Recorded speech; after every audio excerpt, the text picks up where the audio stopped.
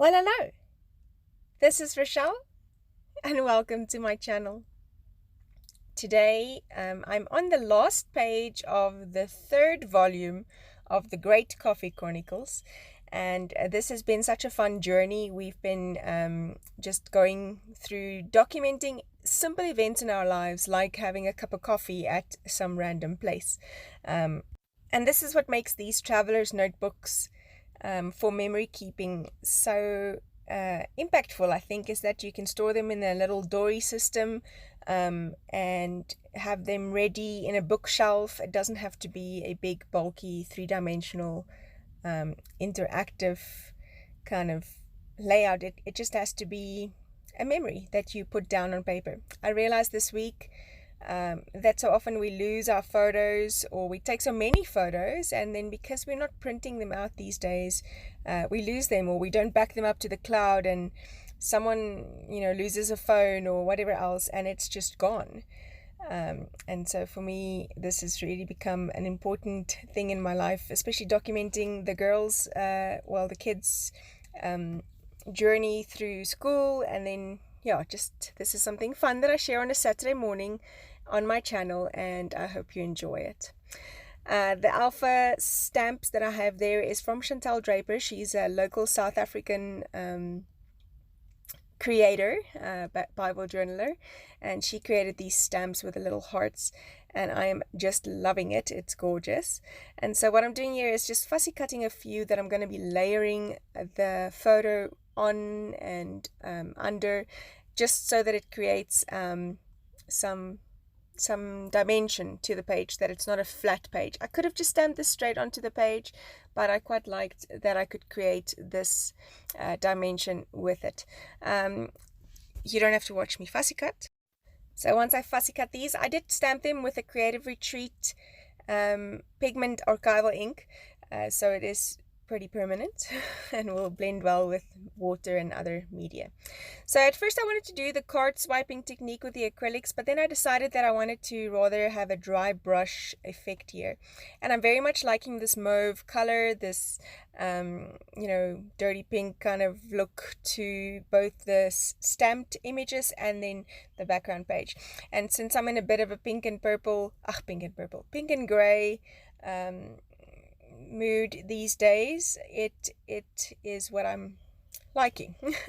So what I mean by dry brush is literally my brush is very dry, and I'm not picking up a whole lot of color at the same time, so that the brush stays semi-dry, so that it has these very rough-edged brush strokes onto this page. And there you'll see I'm starting to fuss with these cutouts, these fussy cut hearts, to check where I'm going to put them. I do decide to color a doily. So I have a white doily that I'm going to be coloring gray with a big brush marker. Now, a lot of people have asked me about these big brush markers. They are a Faber-Castell brand. This specific one is an import, so I got a set of imports in various colors. I've got to be honest with you, I don't use them very often. I actually purposefully pulled them out to use them today, just because I'm worried that they're just going to be lying there for the rest of the day. You can do this with the normal Pitt Artist pen in a brush nib that is available in South Africa. The big brush markers in South Africa is only available in a bullet nib for the white and a brush nib for the black. So you'll see I'm doing the smushing technique. Yes, it's an official term, smushing. I scribbled that color onto some old packaging, and then sprayed some water on top of it, and then turned the packaging around onto my page to leave this like marbled colored or marbled effect smushing background, and I quite like that. So stuck my photo. These photos are printed with a Canon Zoe Mini, which means that it's a sticker backing on this zinc paper. It doesn't use ink, it burns onto the page or the photo. And I am just sticking that down onto the doily, and then attaching my hearts with a this is a Heidi Swap little mini stapler. I'm sure you can use any mini stapler for that. And then I'm using the gargoyle ink with some of the other little heart images on the stamp set, and just layering them in between and up and down around this photo. I am going to stamp them in various other places as well, just to add a little bit of continuity between the page and the dirty, like, pink dry brush marks, and having that there on the page. So you'll see I stamped out these heart clusters in various places. So the story of this coffee page for today is the usual. Having coffee with my coffee buddy is pretty much one of the things I look forward to and value and cherish the most these days, is having coffee with my youngest daughter. She quite loves coffee. In case you hadn't noticed, I am using these stamps to spell out the words Starbucks. So when the older girls have piano, she has some time with me in her very busy schedule, because she has a lot of other activities that she does, and so this is the only time we really have together. And so usually what we do is we grab a cup of coffee somewhere, and so the specific one was at Starbucks with the release of the pumpkin spice in South Africa. It's weird because it's, a hot winter drink, and here in South Africa in that season it is very hot outside, so she usually has a cold frappuccino and I have my latte as usual. I need to have my PSL, so I try to get as many of those in the few weeks that it's here. I use the Faber-Castell Artist pen in a pink to just add some color to some of the hearts that I stamped out, as well as the ones on the actual word Starbucks. I stamped Starbucks with the bucks from the back so that I would make sure that it fits in. It's just a little trick that I learned.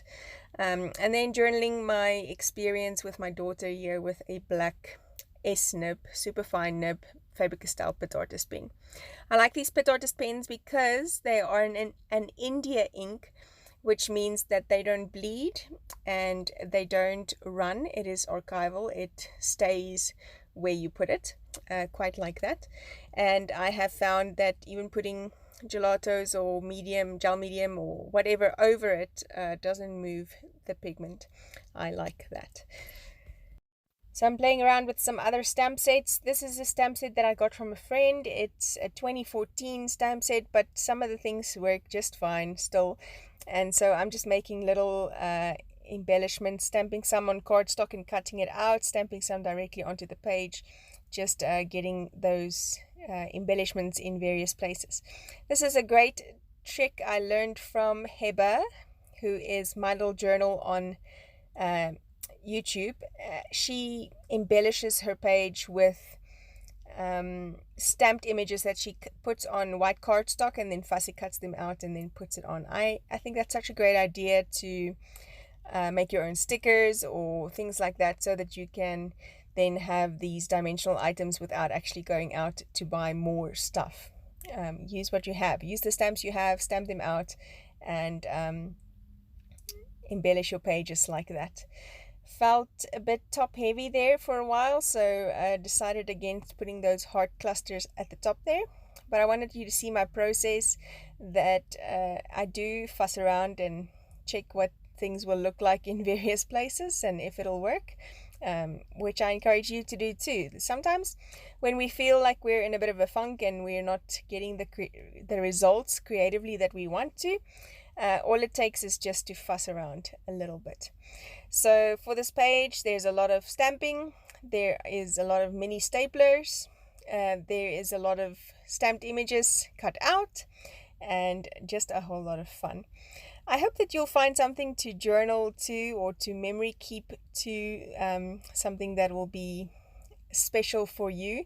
The only reason why I don't share my girls' journey or the girls' travelers' journals on here is because obviously some of them are a bit private, and this is a nice journey to do this with.